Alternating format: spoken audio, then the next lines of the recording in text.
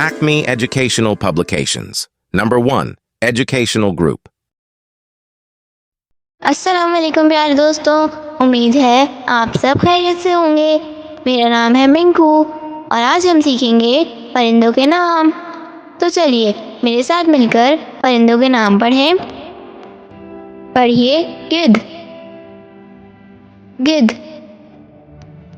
मोर, मोर। कौवा, कौवा। चील, चील। सारस, सारस। पाख्ता, पाख्ता। बत्तख, बत्तख। उल्लू, उल्लू। चिड़िया, चिड़िया। तो बच्चों, आज हमने परिंदों के नाम सीखे हैं।